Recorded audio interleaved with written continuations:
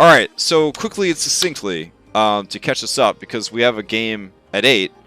Dom, you ran us through 3 sessions of 5e Monster Hunter. You took the 5e Monster Hunter book that was made by fans, and then you combined it with the Melwind. And you combined it with the Giffyglyphs system.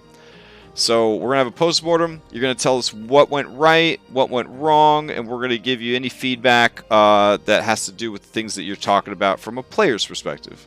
Mm-hmm. All right, so take it away. All right, so so just to start off, the reason why I did this was because I wanted to, reuse some of the stuff I made for my Ryan game. That's why the whole thing was all, snow themed, and I used pretty much Iceborne as the drawback for this. In terms of creating the monsters and using the weapons and all that stuff, the homebrew that Aaronwell and his everybody else put together is really good. Like, really good in terms of the whole Monster Hunter and like taking the weapons and turning them into D&D weapons and what they can do. A lot of the stuff is also really powerful too. Like some of the monster parts that you guys found and things like that are very strong, which I think is fun. The hunters are usually at the advantage, like in Monster Hunter. So I think it's really good. The monsters that are made from in the the Monster Hunter homebrew thing are really interesting too. And some of them actually have a bit of Giffyglyph stuff in it too. Like I ran into a couple monsters that have already had Paragon actions. But so I think a lot of it's taken in there. So it was a really easy transition over to Giffyglyphs using the Monster Maker. Mm-hmm. We also, using Giffyglyphs in here as well. We, use the class compendium and all their extra abilities that it can do, which are, just gives you more options in combat. And for a combat heavy, 3-shot like this, it gives you a lot of stuff to do and think about and figure out and what you want to do. Even though, a lot of it was just like paying forward advantage. Well, at the lower levels too. Well, I guess 5th level in class compendium is actually pretty high. So but I also staggered a couple things to make them run slow. And that's true. That's true, and it did help them going after you. At AC. Well, I was going to before I got paralyzed. For me, in the 3 minutes I spent building Kirk Burrell, I didn't want to take any abilities that couldn't be used against huge creatures in case we had to fight huge creatures. So that's kind of what forced my decision towards the abilities that I took. Was I just didn't want to take something and then not be able to use it against the cool monsters. Yeah, because I figured with the action economy that I was bringing to the table, the weak monsters, I wouldn't really need too many things on them. But yeah, going to what you said about how powerful things are for the players, that was something I brought up in a conversation about this game, was that I felt the Monster Hunter stuff was excellent in the closed ecosystem of Monster Hunter. Like you could not bring any of the player options from this Monster Hunter homebrew to a normal D&D game. It's just too strong. Yeah, way too strong. It's too strong. It's too strong. When the monster has 800 health. Right. Yeah. When we were fighting an Elder Ice Dragon at level 5, which is the equivalent of regular level 10 because of the class compendium. Yeah. Classes. But still, we needed that shit. Oh no, and Dom has such a good head for numbers and design, so the balancing was very, very well handled. Yeah, I knew going into it that the decisions he was making made sense in this ecosystem, in the game's ecosystem. It made sense. I know we joked around a lot in the first session about how expensive everything was, and how stupid the prices were, which is ironic because the 5e economy is just it's in shambles from the beginning. But it only took one carving off of a monster for us to kind of understand oh, okay, this is how everything works. It's built around doing this. And so, like, and that was just more reinforcement to me that this is a great system by itself, but it wouldn't really work if you tried to ham fist this into like Storm King's Thunder.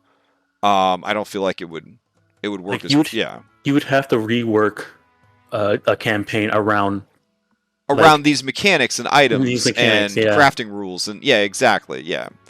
And there's a lot of stuff I didn't use too from the book that I just hand waved a lot. Like you guys upgrading your stuff by just, if you have the part next mission you can just upgrade. Mm-hmm. There's a lot of like, things you have to go through, like costs and there's a lot like the material requirements for like upgrading. Like it's a bit more than what for you guys. I think I said 5. Yeah, I think it's like 10 and then 20 and then like it's a lot more.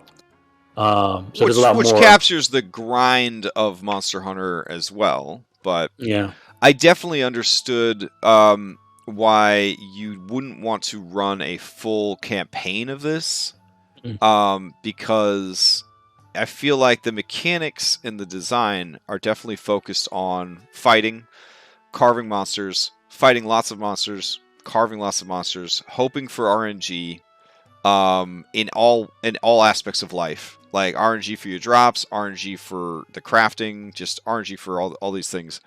It would be very hard, I think, to also have a good focus on story and role-playing when there's so many mechanics that have to be tracked.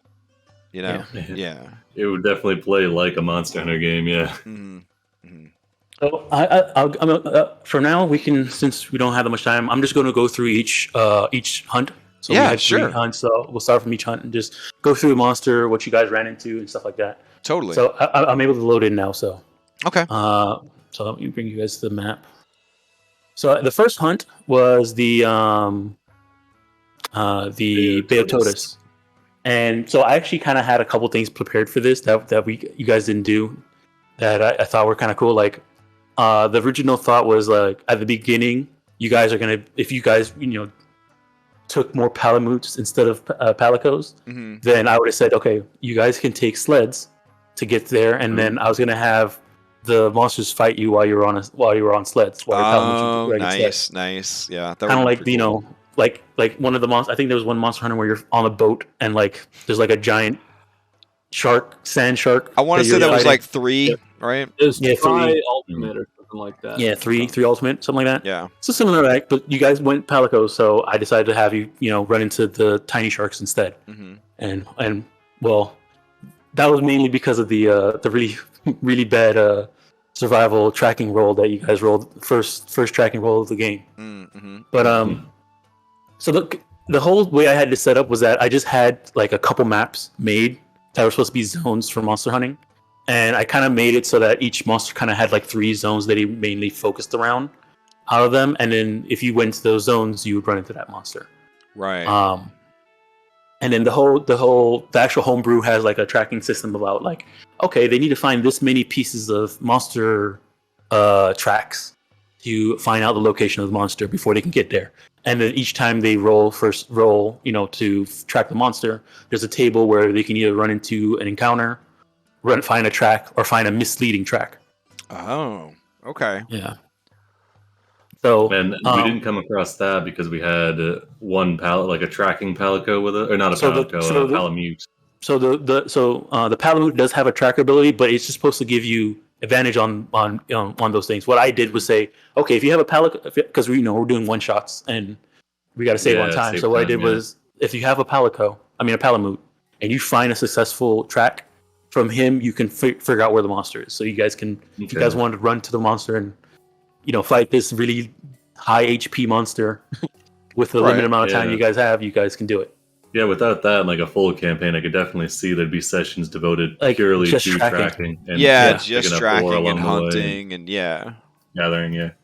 And in that case, like I think when you do it that way, when you have like full sessions that are just tracking, then having some of these really expensive, powerful items that are tied to long rest might make a little bit more sense, because you're taking a whole session to track, running into encounters the entire time, and you're not going to take that many long rests during a hunt, because then the monster will run away. I mean, talk about a setting that's a perfect pairing for Giphy, Darker Dungeon.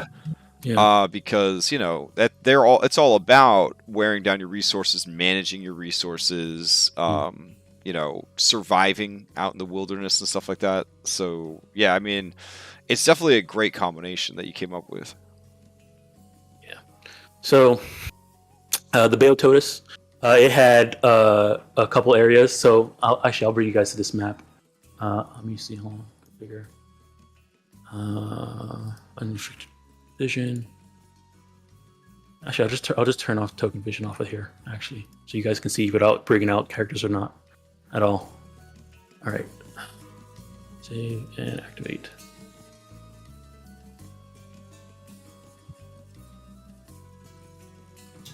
Oh, this is for the sled race. Okay. Yeah. Nice. And then some of the ideas I had was, maybe there'll be a thing along the way when, while you guys are going, and then in a round it'll pass through, you guys got to move.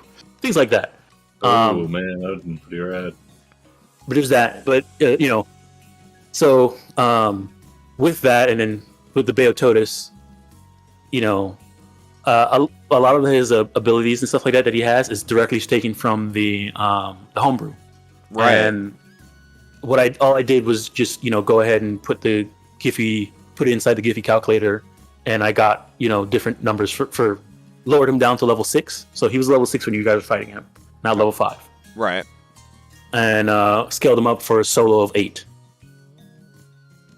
Right. A lot more counting HP. The action economy of our palicos, and also the fact that we had so much not after the first hunt, at least we had much better abilities and equipment. Though honestly, some of those, even on the first one, that taunting horn, and then the different abilities of our weapons, Giffyglyph plus. So that's one of the main reasons why I started you guys on uncommon, because if I started you guys on common, then a lot of stuff you wouldn't be like, you just been attacking. You have a crossbow. Yeah. Hunting horn is a hammer. Yeah, they have like recommendations for what level you should be when you get uncommon, rare, and all that stuff. Which someone in chat asked, Dom, did you order the Monster Hunter board game that recently kickstarted? No, I didn't. I didn't even know there was a Monster Hunter board game. It looks really good. It's like Monster Hunter Kingdom Death kind of. Yeah, it looks like they took the mechanics from Kingdom Death and then the theme of Monster, which is so cool because Kingdom Death was based on how much the creator of Kingdom Death loved Monster Hunter. So it's like when something copied it and then got copied back. Yeah. Nice. Yeah. So that was so the Bay of Totus. How'd you guys feel about Bay of Totus? Like, would you first hunt? I thought for the first hunt it was great. I thought it was a great monster for the first hunt. I thought the first hunt did a good job of showing us what to expect and what and how things were going to play. Like getting jumped by all those Gabites or whatever. I can't remember the names of them. Zamites. Yeah. Sorry, Gabites are from Pokemon. They're also little shark creatures. But yeah. I love their little transition from their fins poking out to not poking out. I really liked the monsters. I really thought the monsters were really well designed, and with Giphy math to back it up, it was just really good. It was just really solid. So because it feels like like a Monster Hunter game. You roll up with all your buddies and you start just dumpstering a monster, which is pretty much what was going on with the Bay of Totus, and then it gets a couple good rounds in and then has to run away. So kind of runs out, and then we kind of got to the second phase where we got to the ice flows and set up like a trap, and then you have to deal with other monsters wandering in. I feel like it was very true to form. Like the math worked out very well. Yeah, it definitely felt like Monster Hunter. Yeah, what I did was the main monster was sized for 8, and the side monsters were sized for 4. Gotcha. Yeah. So I think most of the side monsters all had like just 300 HP.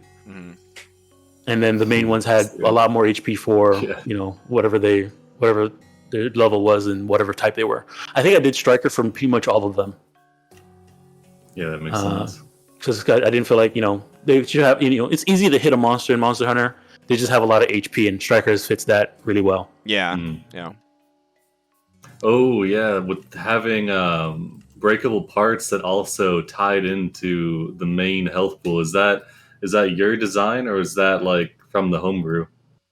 So if it is from the homebrew, I didn't see it because I didn't read the whole thing. Okay. But I was like, I wanted monster parts. Yeah, because whenever I mean I looked at an older version to be sure, but I did not see the breakable parts like tied into the pool. That's a really good design. How were you Yeah, I have to know. How were you tracking?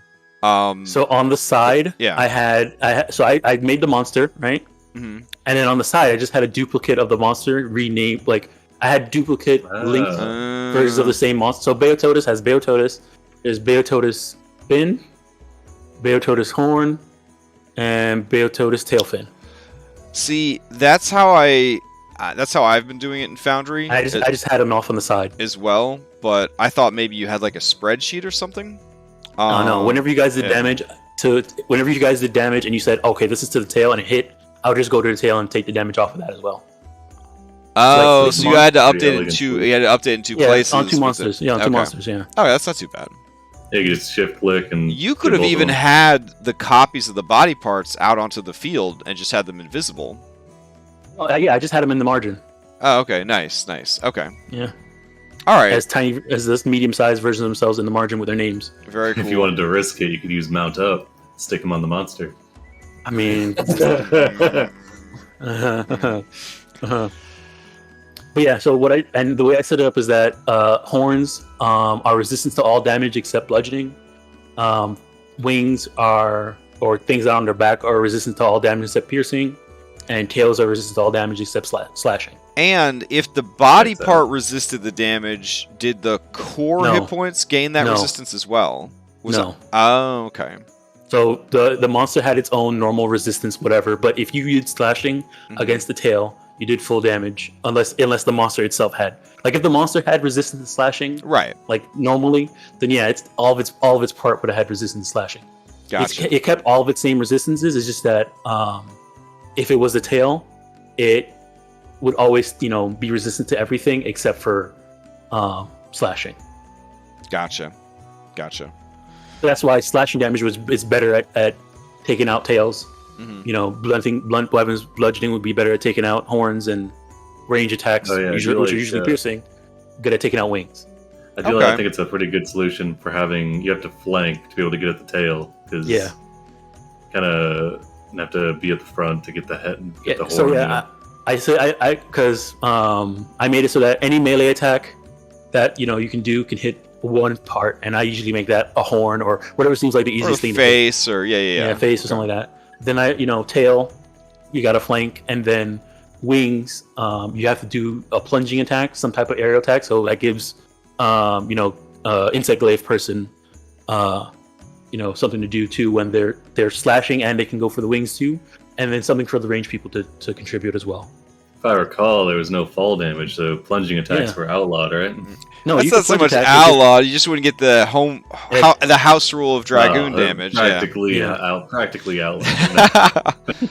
All right, so try to keep time because we got Skull All Trails right, at yeah. 8. Okay. Take us to the next one because for All right, me next one the was second session Yeti. was the best session.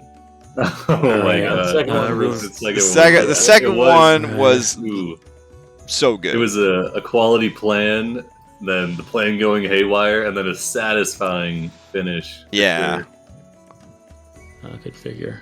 I'll just turn off token vision for this. This So you guys can beaten see and for bloody for- Lenganga All right. that tells a tale. Yeah, that's still dodged. All right, so Plus yeah. 1,000. Goss Rag was definitely going to be used in a specific part in Rhyme, and I'm pretty sure you can guess where it was. There was somebody who was trying to lead you to him. Yeah, I remember. All right. Personally, when after playing Rise and seeing Goss Rag, I was like, I have to use this monster in D&D. Mhm. Because and especially in Rhyme, because it's a big Yeti. We're doing, I had to. So I Yeah. was really excited about making him. So I kind of went a little bit overboard. There's a lot of stuff that I took from the thing, but I also added a bunch of extra stuff too. Mm. So his one of the things I did was that his slush beam thing. So in the homebrew, he does a beam and then it turns into a cone at the end. Right. And for what I did was, since we use Paragon actions, so I just said, okay, he has the way he does it is like he shoots it out and he like, waves it around like a beam, and then so I just said, okay, it'll stay on the field and he can move it around. With it was a great way to use Foundry templates and the Giffyglyph Paragon system to have that breath weapon. I thought, and we can't spoil too much from Rhyme, but I thought that thing from Rhyme that also shot things out of his face was going to have a similar situation. Like where it would be able to kind of move the breath weapon back and forth and kind of track people with it and stuff like that. So I was really excited to see this monster do that. I thought it was a great mechanic, especially with the enhanced action economy of a Giffy monster. It was very exciting. Yeah. So yeah, one of my favorite monster I think I've made before. So the whole giving him 2 things. So I gave him 2. He had like 2 recharge abilities, and they changed depending on if he had his glaives out or not. And since he only can get his glaives out once, because the slush beam was a once per encounter type of thing. So there's that. And then I took the stuff from that he had from the homebrew itself. But in this quest, originally I wasn't gonna have the Blaganga as a part of it. I actually put him in the day before we had the session. I had the Blongos, but I didn't have another large monster to join in. I was gonna use what's his name? The moose again. The moose again. Yeah, I was gonna have him be a reoccurring random monster, but I decided, you know what? It's more fun if you have a lot more some variety. So since I already had the Blongos, I just said, okay, there's a bigger version of a Blongo. I'll bring him in too. Yeah. And have him be the start. And you guys ran into him with your rolls. Whose idea was it originally to start a turf war? I think all of you. Well, Stone is not with us tonight. He's not dead, everyone. He's just not with us tonight. And he loves Monster Hunter. And so I was very much all about taking a back seat and just seeing like what this could do and what Dom had in store for us. And so I was down for whatever thing Stone wanted to try. And I was very happy that we did that, because we got to basically experience all the different ways that you could play Monster Hunter. We got in over our head with Yard Trash, and then we had a fight against the Beototus. It ran away halfway through the fight. We had to track it back down. A wandering monster came in and threatened to jump in, and only started jumping at the end when it didn't matter anymore. So we've all had that hunt before. And then the second hunt, was like, well, we found the wrong monster, but I mean, the hot strategy in Rise is to beat up a monster and ride it to the monster that you actually want to fight. And so it was like, yeah, let's do it. Let's grab these monkeys and just take them to the boss. And it was so much fun to toot that like taunt horn and have all these monsters like coming down on me and have to just drag them to the next map. And I don't know, it was really fun. It was really, really fun. Mm-hmm. It worked out very well. Yeah. I'm gonna pull back the veil here a little bit. I had nothing planned for what turf wars do. What happens when a turf war? Oh, nice. There were no rules in that 800-page homebrew. Not that I saw. Wow. So you're reading over the horn, and it's like they pursue you until you die, and you're like, nice, thank you. Yeah. I thought the way you handled it was good, because as a player in the game, the turf war always feels very abstract to me. Like I'm watching it, I'm eating my popcorn, popcorn emoji, you're watching, you like enjoying it, and then you're like, oh shit, Devil Joe won, gasp. And then the monster's hurt, you don't necessarily know how bad it's hurt. I mean, the numbers do flash, while they beat each other up or whatever. But the way you did it, where they basically had like a stat off, I thought that was pretty cool. Yeah, like the entire time when you guys were planning this out, I was like, okay, good thing they're locked in on somebody else, but I could think of something for when the turf war does happen. Yeah, figure out what to do. So I decided, when it did happen. So while I was trying to figure out what can trigger it, I just decided that they have to not be fully enraged to somebody and be next to each other, and then I'll let a turf war will happen. That's all. Yeah, that's what. And from now on, that's what I'm going to do. Yeah, like, as long as we're not they just have to get next to you. You have to get them within 5 feet of each other. Oh, damn! Within 5 feet of each other. Wow. Yeah, that's what happened. If you get them within, that's the only. If you want to, I would probably do an aggro radius based on species, because there's certain monsters that are just always looking to fight other monsters, and then there's monsters that don't want to fight. Yeah. If there's a Devil Joe, right. If another monster is in the same map, a turf war happens. Yeah. No, I thought it was cool that the difference between the checks was the damage dealt. I thought that was kind of a cool. Yeah. I thought that was a pretty cool way to do it. Like, oh my god! Turf war does a crap ton of damage to the monsters when you see the number flash. Like it's like 2,000, something like that. So I was like, you know what? They do. Whoever wins, is gonna lose a lot of HP. So I'll just. Well, sometimes it was really impressive. It was like, oh my god, like that one won by 20 damage, and then sometimes it was like 1 damage. Like, yeah, but. I would almost have done like thresholds, almost like, there's six things here. What's the most damage you're willing to have somebody lose in a fight, and then divide it by 6, and then each of the stat contests just does 1/6 of the damage that you've allocated for the turf war to deal. But this was much more RNG, and I think that's also more in theme with Monster Hunter. So yeah. Yeah, but we're getting close to the end. All right, so take us to the Elder Dragon. All right, Elder Dragon. There. Velkhana. Yeah, Velkhana. So one thing with this, in terms of this is a more Foundry thing, with this last mission, I actually decided to go and like try out all the new animation stuff on Velkhana. Mm-hmm. And I think it turned out really well. Like whenever I did the, Sub-Zero, the big explosion happened. Yeah, that was crazy. That was really cool with the blue burst. There you go. Yeah, the ice pulse. Yeah. I was just trying out stuff, and then this when Crash, when you first talked about doing dice pools for breath weapons. This is way back. So that's when I started making Velkhana. Because I was like, okay, I'm running Rhyme. That's an ice dragon. I want to do Monster Hunter stuff. He's probably gonna be there at some point. So that's when I was like just messing around with dice pools and seeing what weird stuff you can do with it. So Velkhana has 3 breath weapons. No, 4 things you can use its dice pool on.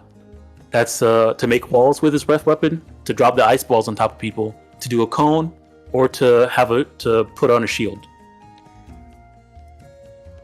So the whole idea behind this is that he would use his breath. He'll have 8 breath weapon dice, and he can spend them how he wants during the encounter. Now the only ones that he really used was the ball, because you guys were kind of clumped up, and that seemed like the best thing to do. But is the dice pool feature? Is that a Giffyglyphs thing?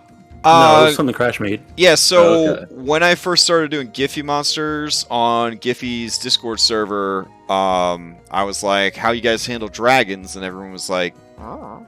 And then there was a guy that was like, there's this article somebody wrote about the value of dice pools. You got to try out dice pools. Dice pools are the best. And finally, I was like, well, I hate reading, but you won't stop talking about it, so give me that link again.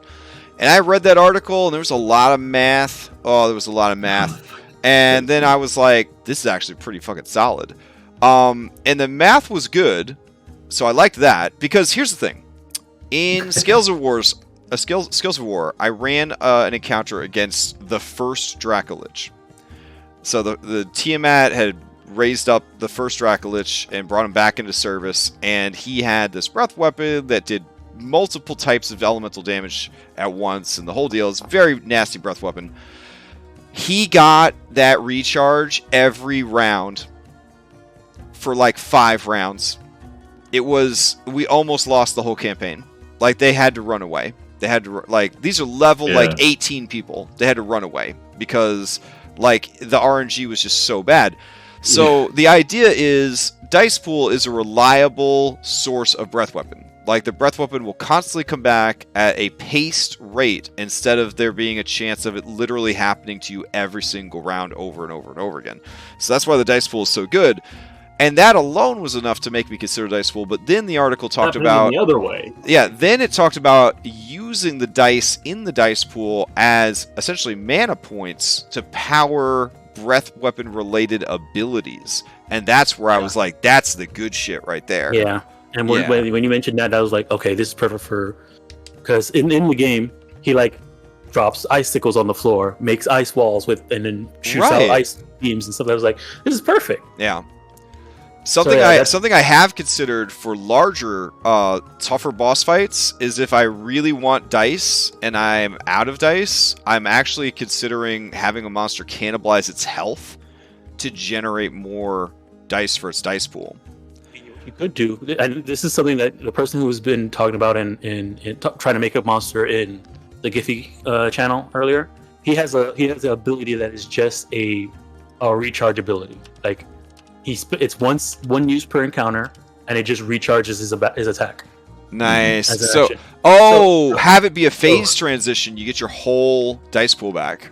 Or he just has one per encounter ability where he can recharge his dice pool. Oh. Yeah, I want to point out another. It's an action to recharge your dice pool. Another good bonus dice pool in the positive is that I think we've all had it to where you're running a monster, you got a ton of things going on, you do the monster's full turn, and then you forget to like check to see if its weapon came back. So you're like, it came back, I should have done that. And now the players all know that it's back, so now they all start moving in a reaction to it. I think that's better. Like, honestly, if for recharges, I'd rather recharge at the end of a monster's turn. Like, put the recharge button, press it, and roll at the end of a monster's turn, because then, the narrative behind that is like, you see the monster's mouth like light up with flames as his breath check. More of like and everybody can like react to it now. Yeah, I think I agree with that, but also just saying like, if you miss the monster's turn, then it's like, you don't need to re-roll to see if the breath weapon comes back. You just add on another couple D8. Yeah, you know what? A lot easy. I've heard that before, and I was like, that's a great idea, and then I completely forgot to ever do it. But the whole recharge at the end of the monster's turn, so you know next turn if it's going to have its breath weapon back, I do think that that's a really smart and more fun and tactical way to run them.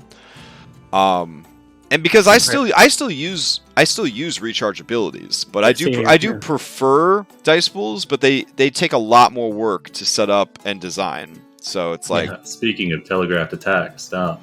Yeah, tell us about this attack that did 100-something damage to some level 5 characters. You killed the poor robot. Yeah. Woo! So 26d6 and 24d6 damage. So the way that I set it up is that he has 3 attacks with his breath weapon, and I kind of put them all 3 of them inside the attack. So the first one is the rhyme on the floor. That's like a normal cone. The second one is his wall, where he puts the wall around it, and then the last one, right before that, he sub-zeros to try and get everybody to get weak to ice, cold damage, and then drops the glacier, which is like dropping the rock. So the 24 is because his dice pool is 8. So 3 breath weapons that do damage, all 3 of them go off at one time. And then after that, he can't use paragon actions for a whole round, and he has lower AC, and which was another great design choice. I also appreciated the Sub-Zero ability requiring action economy and allowing saves, because it's a big temptation as a DM to just be like, this guy's the master of ice, so fuck your ice resistance. Whereas this is like, he's a master of ice, but he's going to strip away your ice resistance. He doesn't just like walk onto the field and you just don't have ice resistance. So I thought that was really, really cool, and a much more survivable way of doing it. And also, those of us who would have failed would have had to play way more defensively. Like Kirk made like 4 of those saves. So he just stayed right up in the creature's face the whole time.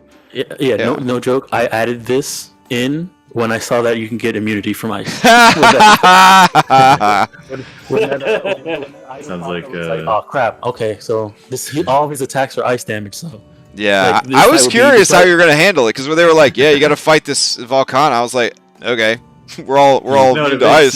Too, because this dragon hunts all these monsters that live in an ice area. Yeah, so it's gotta have some way to strip away that resistance. Yeah, and so like when that item dropped, and then that's why at the start of the next session I said like, oh, they found out that this person, even though he's immune to ice, he still took ice burns on him and stuff like that. So. Yeah, when you said that, I was like, good on you for balancing out these ridiculous abilities that you gave us. And then I was also like, well, that's gonna suck because if that thing just has basically elemental adept or whatever, like.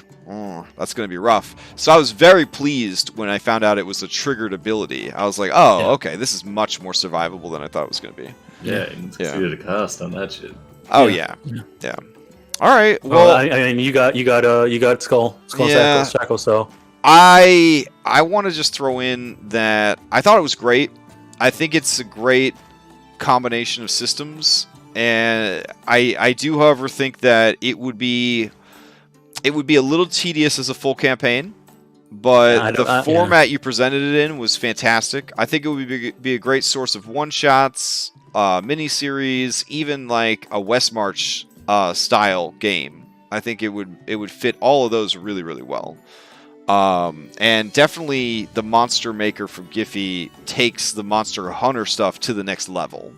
I definitely feel like the class compendium combined with the Monster Maker, combined with like succeeded cost mechanics and things like that, it just enhanced what was already promising to be a pretty fun miniseries. It just took it to the next level. It was really, really well done.